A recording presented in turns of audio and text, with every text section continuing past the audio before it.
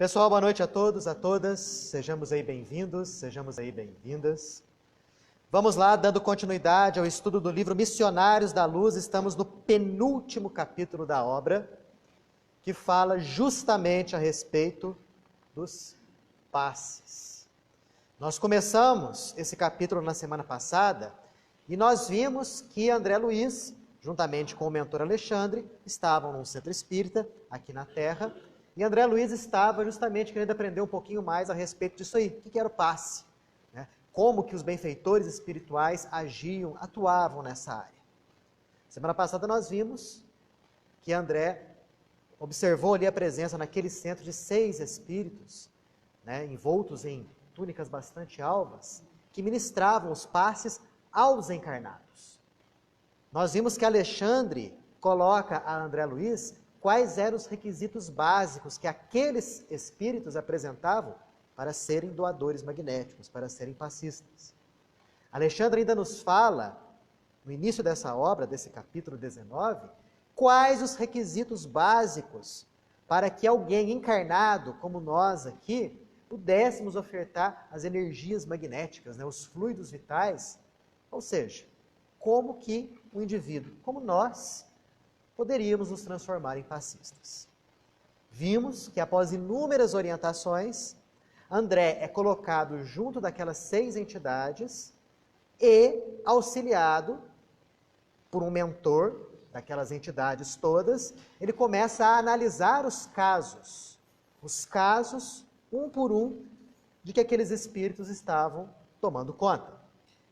O primeiro caso ali, nós já vimos semana passada, foi de uma senhora que apresentava, segundo a visão ali do André Luiz, uma senhora encarnada, que apresentava uma nuvenzinha escura na região do coração, e Alexandre, na verdade, Anacleto, que era o mentor ali daquelas 6 entidades, destrincha a André Luiz por que aquela senhora ficou daquele jeito e explica todo aquele mecanismo do passe, a fim de tirar dela toda aquela carga negativa. Isso tudo que eu estou passando aí por alto, nós vimos na semana anterior. Continuamos aqui com os casos que eram atendidos aqui pelo Anacleto, acompanhado por André Luiz.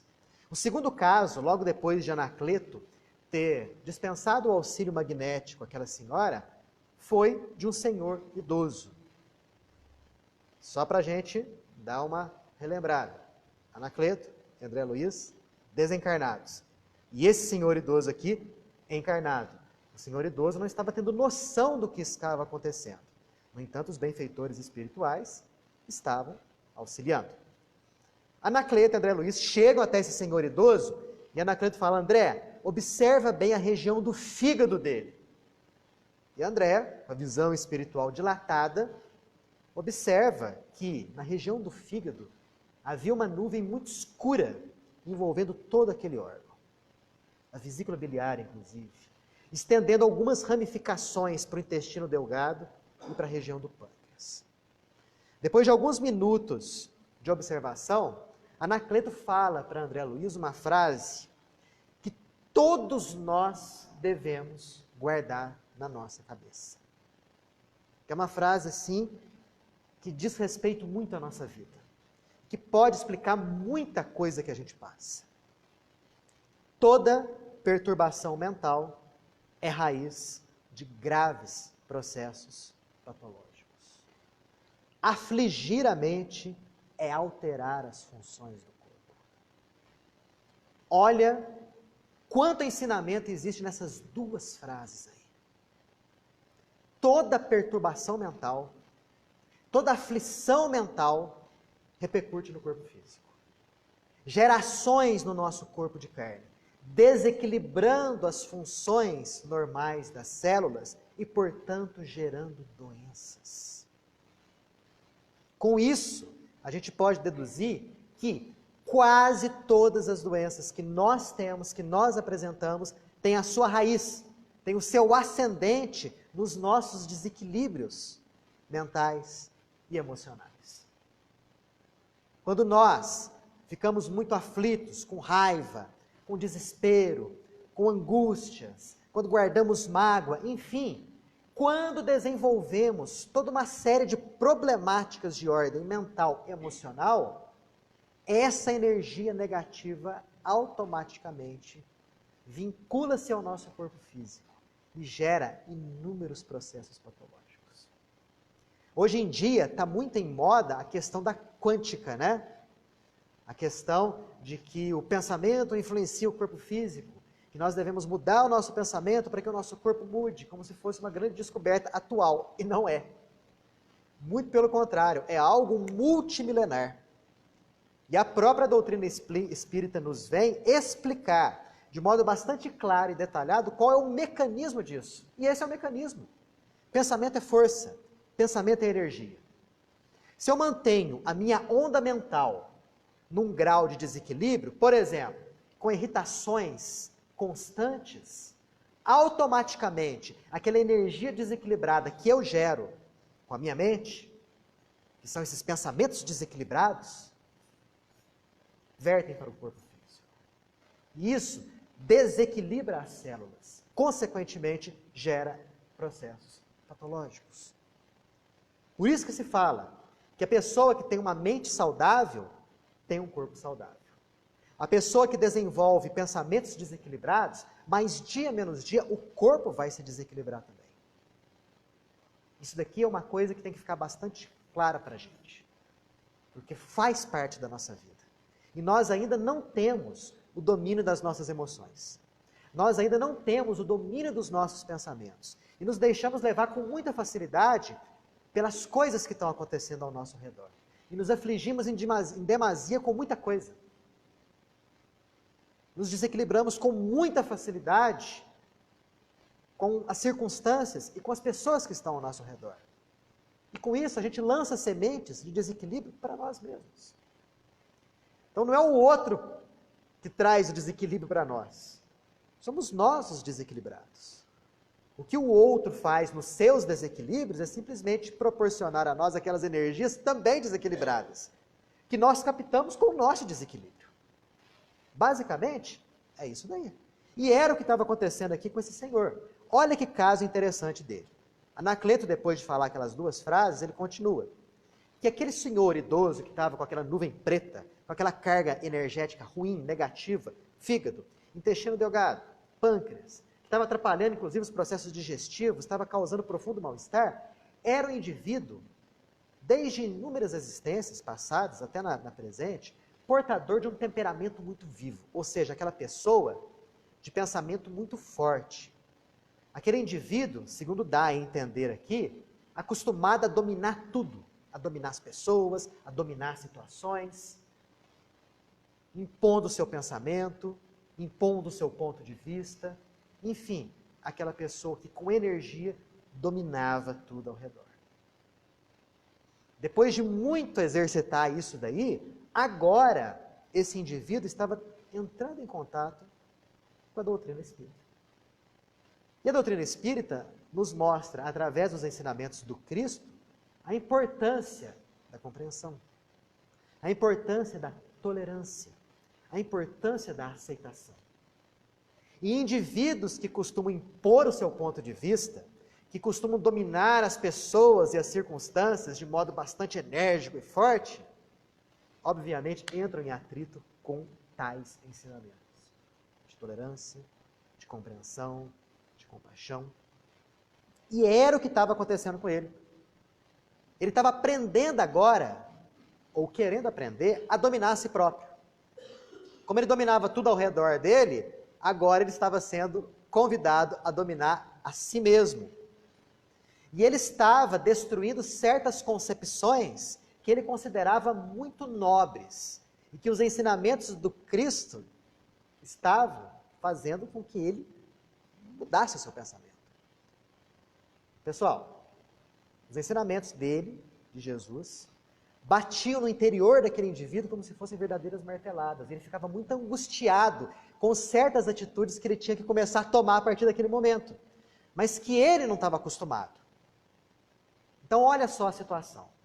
Ali a gente vê um indivíduo querendo melhorar, uma pessoa querendo progredir, e estava fazendo violência a si próprio. estava querendo mudar suas concepções a respeito de si mesmo e da vida. E com isso, segundo aqui Anacleto, embora essa sinceridade em querer se reformar, em querer melhorar, ele gerou muitos pensamentos destruidores. Anacleto não entra muito aqui no caso, não explica para nós quais eram esses pensamentos destruidores e desequilibrados que esse sujeito gerou. Mas que ele gerou, ele gerou. E foram esses pensamentos desequilibrados que foram atraídos para a região mais frágil do seu corpo. Qual que era a região mais frágil do corpo daquele indivíduo? O fígado. E ali desequilibrou o órgão. E Anacleto chega até a falar que se não fosse a prece sincera dele, se não fosse o socorro espiritual constante, aquele desequilíbrio na área do fígado traria consequências funestas para ele. Perturbaria todo o mecanismo de funcionamento do órgão, atrapalharia imensamente a digestão, o metabolismo das proteínas, gerando uma doença fulminatória. Já imaginaram a amplitude de uma ação como essa? O sujeito gerando pensamentos destruidores e desequilibrados. E esses próprios pensamentos fulminando um órgão básico, como é o fígado. Era o que estava acontecendo com ele. Aí vocês falam, poxa Daniel, mas o cara queria melhorar. O cara queria progredir, quer dizer que toda vez que eu fizer esforços de melhora eu vou ficar doente? Não, claro que não, óbvio que não. O problema dele é que nessa caminhada de melhoria, nesses esforços titânicos, ele se deixou envolver por desequilíbrios, por pensamentos que desestabilizavam o seu corpo físico. Esse era o ponto causador da doença física, o desequilíbrio mental dele. E Anacleto fala que pelo fato dele ser um sujeito sincero, dele estar querendo realmente melhorar, essa carga ia ser alijada, retirada dele. Olha só o que Anacleto fez. Se aproximou desse senhor, impôs as mãos sobre o centro coronário. O centro coronário é um chakra que nós temos no alto, no topo da cabeça. E depois de alguns minutos impondo ali, ele desceu as mãos até a região hepática desse sujeito. E ali ficou durante uns momentos. E repetiu essa operação por mais algumas vezes. E André Luiz começou a reparar que, ao toque daquela energia salutar que saía das mãos de Anacleto, aquela nuvem escura, compacta, foi ficando enfraquecida, esmaecida, até sumir completamente. E aí, com isso, o órgão voltou ao seu funcionamento normal. Incrível, né? Agora imaginemos se esse sujeito não fosse um indivíduo portador desse sentimento de renovação. Imaginemos essa pessoa aqui não entregue a prece que realmente renova, encoraja e fortalece. Ele ia permanecer com essa energia desequilibrando o fígado e, obviamente, ele ia começar a frequentar inúmeros consultórios médicos que iriam receitar para ele vários medicamentos que possivelmente iam amenizar a função do órgão e desestabilizar a função de outros. E por aí vai. Não querendo desmerecer, longe disso, por favor, a questão da medicina. Que é o médico é um verdadeiro sacerdote do corpo físico aqui na Terra. Mas a gente sempre tem que levar em consideração o aspecto espiritual do ser. Nós não somos um amontoado de células. Enquanto que a ciência médica, ela trata da parte orgânica, a ciência espiritual trata da realidade espiritual que influi consideravelmente no corpo físico. Muita coisa ruim que passamos pode sim ser amenizada e até corrigida quando nós nos conscientizarmos de certas pequeninas e vitais práticas de equilíbrio. A prece é uma delas. E a prece não é nada místico, gente. Ela é simplesmente aquela atitude sincera que faz com que o indivíduo abra o seu campo energético para a ação benfeitora que vem do mais alto. É isso que é a prece. E a prece não é nada decorado. É algo que vem do interior da pessoa. É a sinceridade, é a vontade de querer ser auxiliado.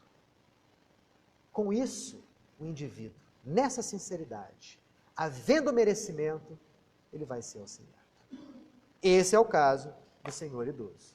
Alguém quer fazer alguma pergunta, observação, algum comentário a respeito disso aqui? Podemos passar para frente? Outro caso atendido.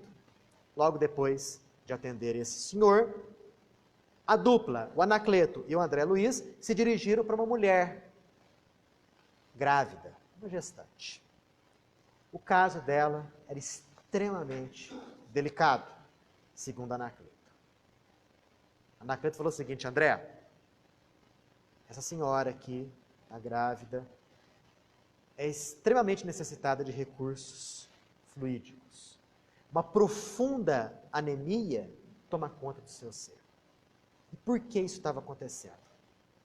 Ela era portadora de recursos financeiros pequenos, pobre. O marido tinha um trabalho em que ganhava muito pouco. Não dava para sustentar a casa. E ela, mesmo grávida, tinha que executar certos trabalhos, certas funções para poder ajudar o marido, altas horas da noite. E isso debilitava o seu ser. Então, a par dos poucos recursos financeiros que eram colocados em casa, e que obviamente não a nutriam como desejado, ela ainda mal descansava porque queria ajudar o marido na sustentação do lar. E ela, grávida. Segundo Anacleto, para essa mulher, a gravidez era algo doloroso. E ela se refugiava na prece. Para ela, a prece, mais do que um refúgio, era uma garantia de energias magnéticas que tanto a sustentavam, quanto sustentavam a própria gravidez. E Anacleto falou o seguinte: André, dá só uma olhadinha na região do útero dela, onde está havendo ali o processo de gestação. E André olhou lá a região do útero da mulher. O que André viu? Pequeninas nuvens escuras na região uterina. Algumas já alcançando o líquido amniótico, que é aquele líquido que envolve o feto em formação. Várias, andando ali de um lado para o outro. Anacleto falou o seguinte: percebeu as manchas, André? Se elas atingirem o feto, vão provocar tremendos desequilíbrios na organização fetal. O aborto espontâneo vai ser inevitável. De onde vieram aquelas energias negativas? Qual a origem daquelas manchas escuras que poderiam ocasionar até o aborto ali? Anacleto explica que essa mulher, embora portadora de bons sentimentos e nobres atitudes, embora entregue-se à oração constante que a fortalecia, era dada a momentos de profunda tristeza. E Anacleto fala que já havia alguns dias que ela estava numa situação desalentada. Aquela tristeza desalentadora. Porque o marido tinha que pagar uma certa conta, que ia vencer dali a alguns dias, ele não tinha dinheiro suficiente para isso. A situação na casa estava bastante aflitiva. E ela se deixou envolver por uma tristeza terrível. E além das energias desequilibrantes da tristeza dela, ela também captava as energias desequilibrantes do marido, que se apoiava nela, na sustentação daquela situação aflitiva toda. Então foi a tristeza, gente. Foi a tristeza a causa geradora daquelas energias desequilibradas, atraídas para a região mais frágil dela, que era justamente a região onde estava acontecendo a gestação.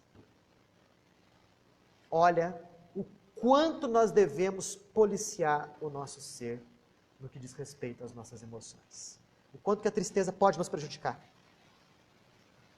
O quanto que nos desequilibra. O quanto que pode, no futuro, se persistente, constante e profunda, ocasionar terríveis desequilíbrios no nosso corpo. Aí você fala, poxa, Daniel, nossa, a situação dela realmente é uma situação desesperadora, difícil, complicada. Como não se abalar, né? Só que no caso dela, ela se abalou em demasia e profundamente. Mas a sorte que era uma pessoa portadora de bons sentimentos. A sorte que era uma pessoa que tinha fé e esperança. Que estava buscando melhorar, buscando se equilibrar. O que Anacleto fez? Começou a agir nela. Antes de dar os passes nela, ele chamou um auxiliar e cochichou qualquer coisa com o auxiliar, um espírito ali que estava ajudando. Esse auxiliar saiu. E aí Anacleto começa a dar o passe, vai até a região uterina e dá um passe chamado de passe circular. O passe circular é uma das modalidades do passe, que daqui a pouco a gente vai até comentar um pouquinho. O passe que a gente está mais acostumado a ver nas câmaras do passe, que é muito mais comum em diversos centros, é o da imposição das mãos, em que o passista impõe as mãos no coronário do sujeito e ali fica o passe todo. É uma das modalidades, existem outras várias. Uma delas é o passe circular. O que Anacleto fez? Naquela região uterina, onde estavam aquelas inúmeras manchas pardacentas andando de um lado para o outro naquele líquido amniótico, ele fez assim, de modo circular, jogando as energias magnéticas, ele foi juntando todas aquelas manchas numa única bolinha escura. Numa única esfera escurecida. E aí o que ele fez? Olha que interessante. Ele falou para André Luiz o seguinte, olha, não convém dilatar a ação magnética agora. Gente, não sei por que ele fez isso. Não sei se foi devido ao estado dela, não sei. Porque ele não entra em maiores detalhes. Mas ele fala o seguinte, não convém dilatar mais a ação magnética. Então aquela bolinha preta, que era o resultado da união de inúmeras manchas pardacentas, foram unidas, né, ali, e aquela bolinha foi jogada para a bexiga. E aí Anacleto fala, vai sair normalmente na urina. E aí aquela carga magnética vai ser liberada do corpo físico dela. Que coisa interessante, né? Que coisa. Quer dizer, foi jogado na urina. Aí, vendo isso daqui, eu comecei a imaginar. Falei, poxa, mas era uma energia. Né? Para que essa energia pudesse ser arrastada pela urina, ela tinha que ter uma certa densidade. Não é mesmo?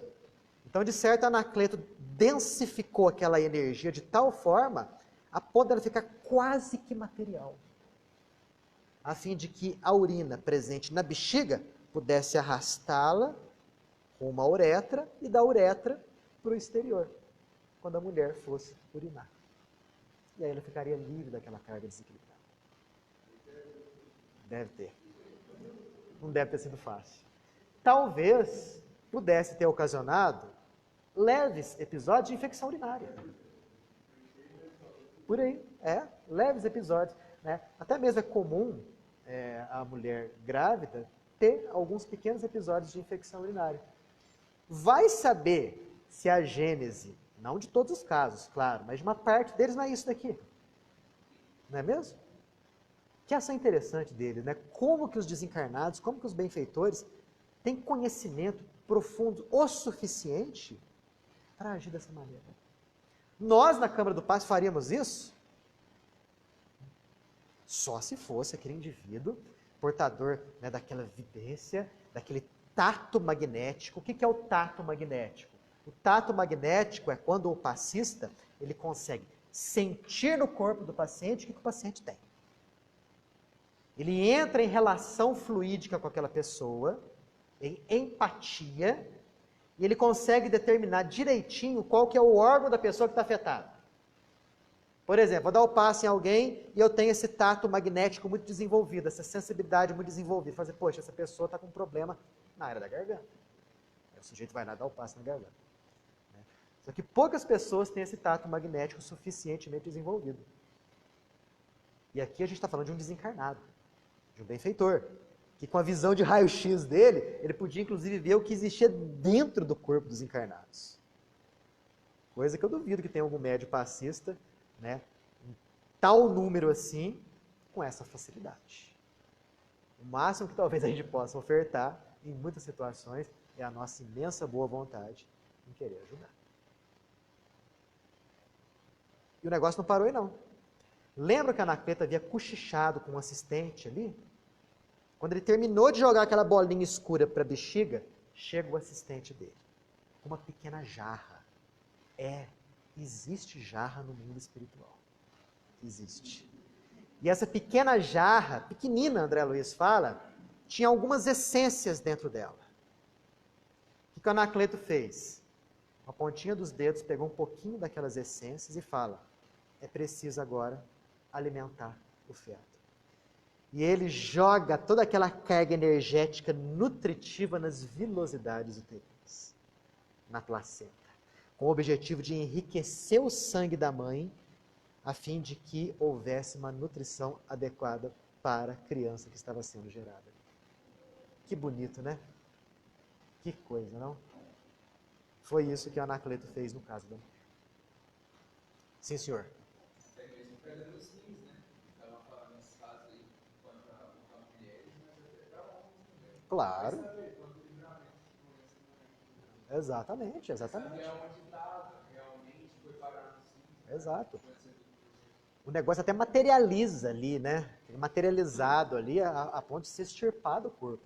Porque o nosso corpo físico, ele pode ser... O Ramatiz, ele é muito comum ele falar da figura do mata-borrão, né? O mata-borrão, antigamente, era um papel utilizado para absorver a tinta que saía em excesso das canetas. Então a pessoa usava a chamada caneta tinteiro, né? Só que a caneta tinteiro borrava. Então ele pegava um papel chamado mata-borrão. O que esse mata-borrão fazia? Sugava, chupava aquele excesso de tinta que estava ali. Então o Ramatiz faz essa comparação. Nosso corpo físico é como se fosse um mata-borrão.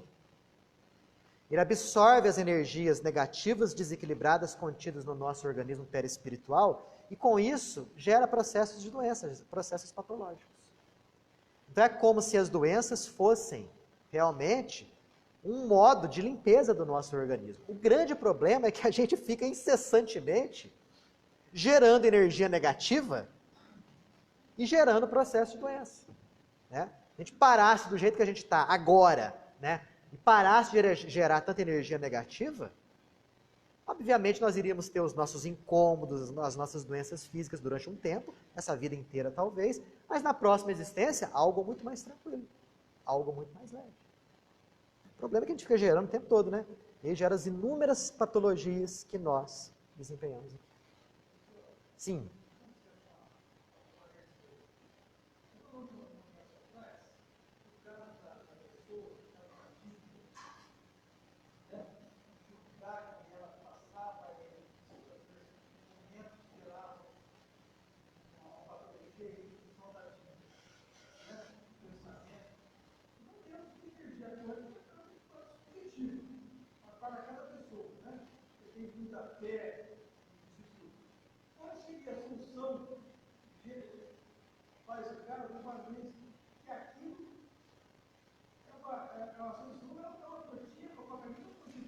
Mas na verdade era o seguinte, era como ela reagia frente à possibilidade de não pagar aquela dívida.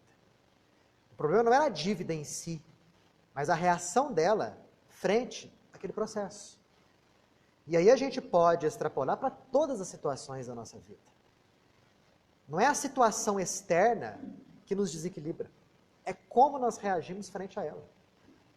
Talvez a lição que ressalte desse caso aqui seja essa. Nós costumamos falar muito isso, né? Que o fulano me deixa irritado, que o Beltrano acaba com a minha vida, que a situação do país está me deixando irritadíssimo, e por aí vai. É porque a gente ainda não aprendeu a desenvolver o equilíbrio das nossas emoções. Então o que a gente faz? A gente se deixa levar por aquilo que está externo a nós. Externo ao nosso ser. Então, no caso da mulher aqui, ela tinha uma dívida a ser paga. Obviamente aquilo estava preocupando ela, preocupando o marido. né? Mas ao invés dela desenvolver uma maior cota de fé, de esperança, de otimismo, ela agiu ao contrário. Se deixou levar para uma tristeza, ele usa o termo aqui, não é qualquer tristeza não, desalentadora. Quer dizer, a pessoa se entregou, né? E foi essa entrega negativa que gerou toda a carga energética deletéria que acabou desequilibrando aquela gestação. Que lição para a gente. Porque situações difíceis e aflitivas a gente passa o tempo todo. De inúmeras formas, diversas maneiras. O problema não é a situação. O que mais vale é como a gente está reagindo frente à situação. O que nos dá a real medida do nosso nível espiritual é isso daí. É justamente isso. Como a gente reage frente aos desafios da vida. Porque enquanto está tudo muito bem, enquanto você tem os amores do teu lado, enquanto você tem o dinheiro no bolso, enquanto você tem um emprego estável, enquanto você está conseguindo tudo que você quer, tudo flui que é uma beleza. Não é? Tudo é tranquilo, tudo é sossegado, o sol é lindo, se choveu é lindo também, né? Se está no inverno é uma maravilha, se está no verão é uma maravilha também. Mas quando a situação começa a virar um pouquinho, quando o vento começa a soprar contrário, quando começam a surgir as dificuldades em termos de doença, né? Situação financeira complicada, desemprego, perdas, é aí que a gente é testado nos nossos reais valores espirituais. São situações como essa, que verificam que nível realmente nós estamos. Guardemos muito bem esses pensamentos aí. Porque situações como essa chegam o tempo todo para a nossa vida. O tempo todo. Então a gente tem que estar preparado para poder bem agir. Ok? Bom, esse foi o caso da mulher grávida. E por último, chega um caso curioso aqui, que deixa até a gente um pouquinho com a pulga atrás da orelha. O caso da 10ª vez. O caso da 10ª vez. Esse é o título aqui, o subtítulo desse capítulo. O que é isso? Depois de terem atendido essa mulher, eles foram atender um outro sujeito que estava ali com uma nuvem escura nos rins. André Luiz fala, parecia um crepe negro nos rins.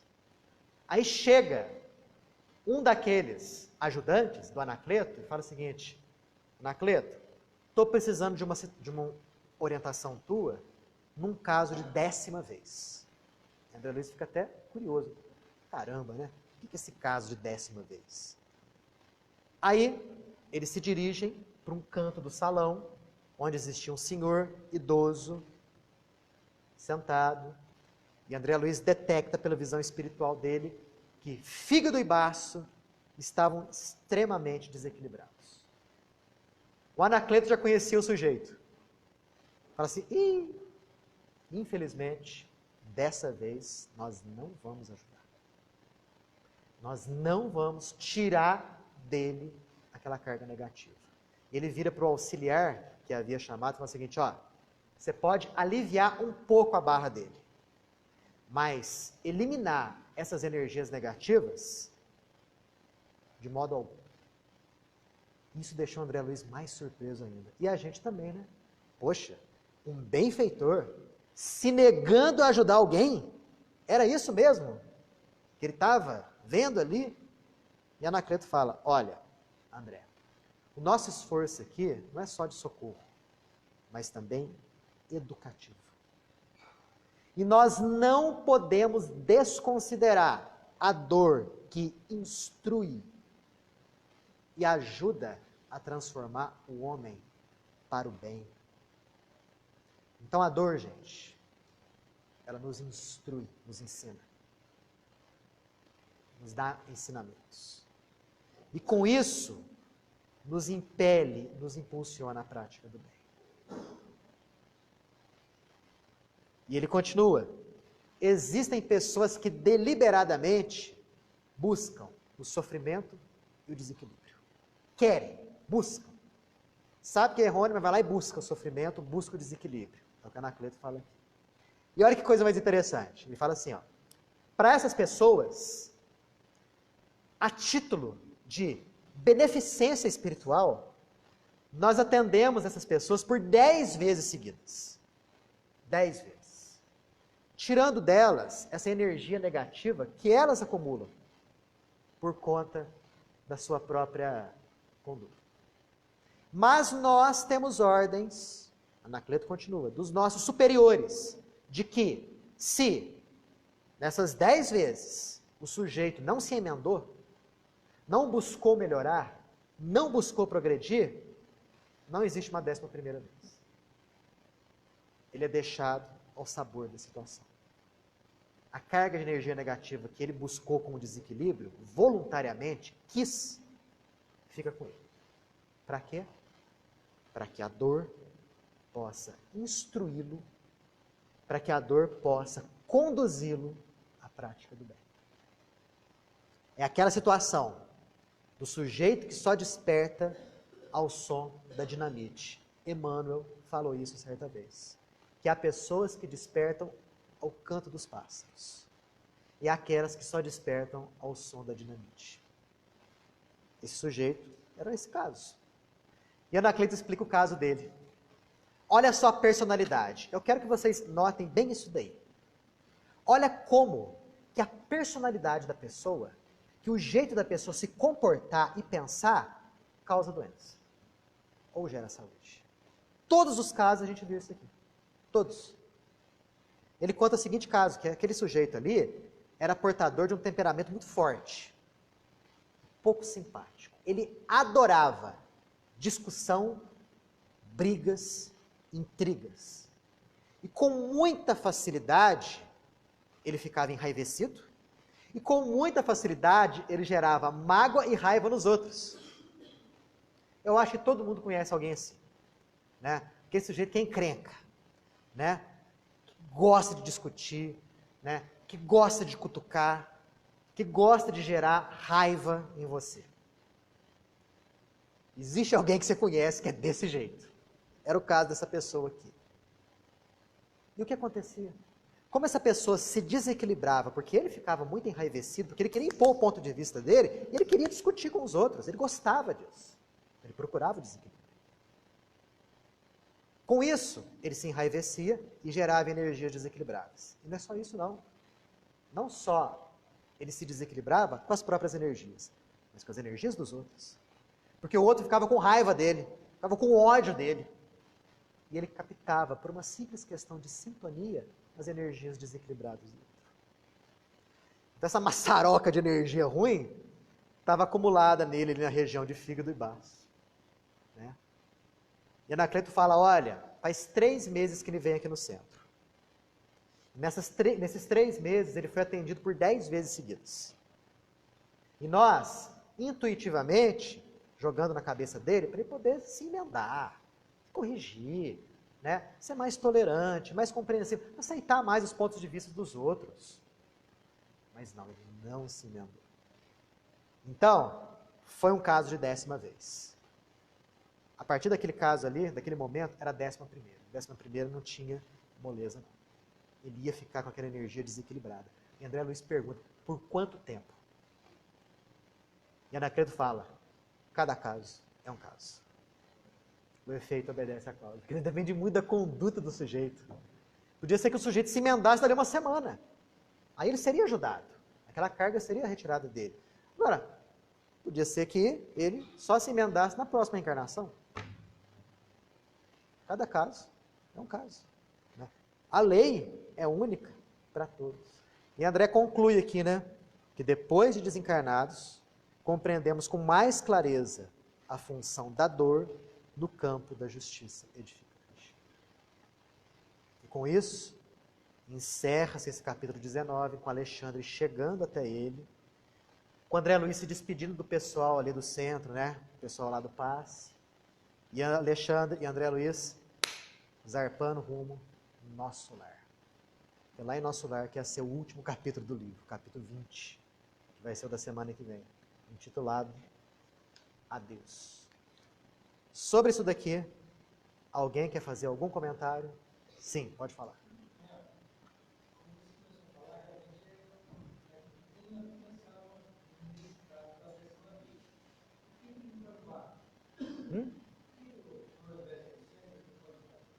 Foi num bar?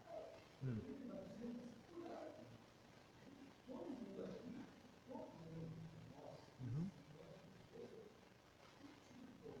Sim.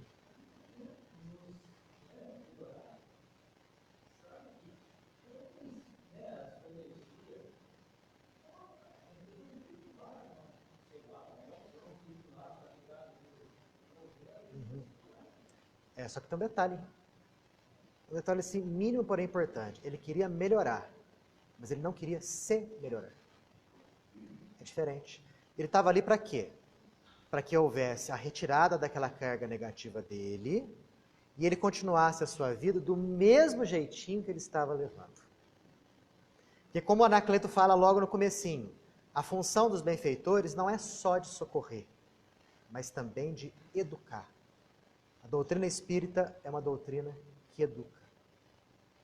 Porque seria fácil e cômodo para nós virmos até o centro, para que os nossos problemas fossem, vamos dizer assim, resolvidos, para que as energias ruins fossem de nós tiradas e nós continuássemos a viver a vida do mesmo jeito que a gente vive, gerando as mesmas causas portadoras dos efeitos negativos para o nosso ser. Então o problema ali era o seguinte, por que ele ia ao centro? Porque durante 10 vezes deu certo. Ele foi até lá, aquele incômodo, aquele mal-estar que ele estava sentindo sumiram e falou assim, poxa, é aqui mesmo. Mas ele não mudou o jeito dele ser, o jeito dele agir, que é a causa da problemática dele. Por isso que os benfeitores permitiram que ele continuasse com aquele desequilíbrio. Quem sabe, através do desequilíbrio, ele despertasse. A questão toda é despertar. É despertar para uma nova vida, para uma nova conduta, para um novo pensamento. Esse é o porém. Só um segundinho. Sim. Vai uma vez, mas é aquilo também, né? Vai uma vez no bar, vai uma vez no centro, mas vai 6 vezes no bar, 7 vezes no centro. Vai saber, né? Vai saber, né? Vai ser só uma vez, né? Exato. Compensa de outro jeito, né? Vai saber. A questão toda é mudança de conduta. É mudança de pensamento mesmo. Aqui é uma mistura. Nós estamos no hospital para que a gente seja atendido nos nossos problemas, na nossa problemática. Mas também é uma escola. Porque o que eles mais querem aqui, os benfeitores, não é nos carregar no colo, né? Mas sim fazer com que nós cresçamos para que sejamos cooperadores dele nessa obra. Isso é fundamental. Né? Porque todos nós temos um potencial gigantesco de crescimento, de melhoria. É necessário que nós despertemos para isso. Só um segundinho, Alexandre. Fala.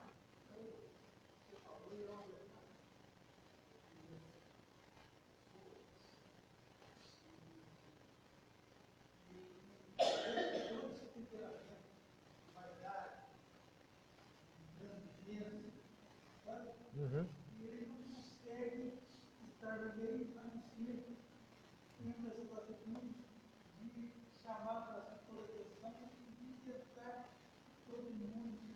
Pensa igual ele. Pois é.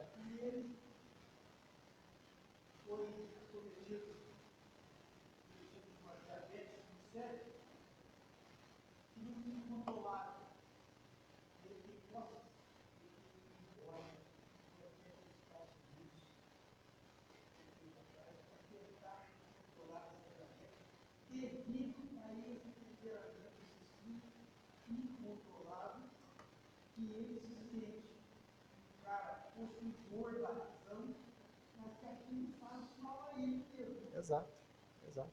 Que...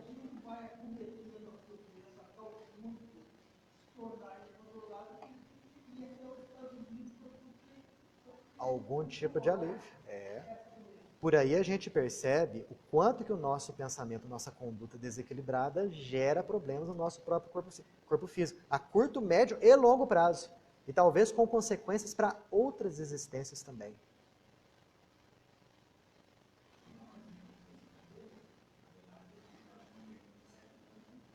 Sim.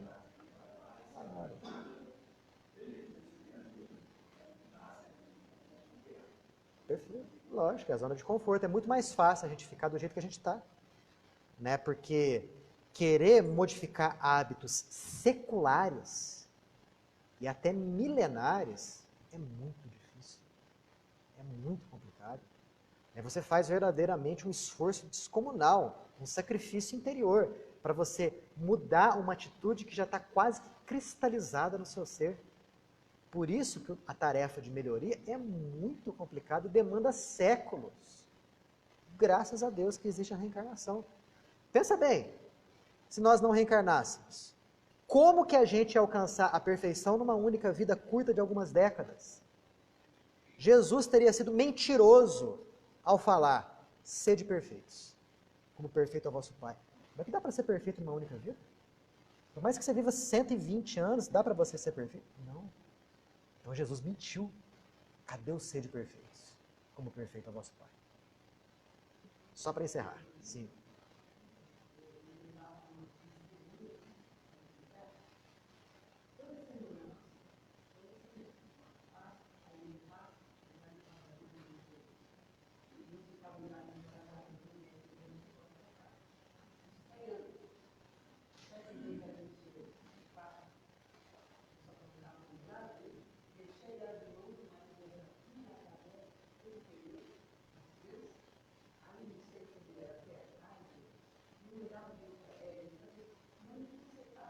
Consertados. Tem pessoas que são assim mesmo, tem pessoas que só vão despertar ao som da dinamite mesmo.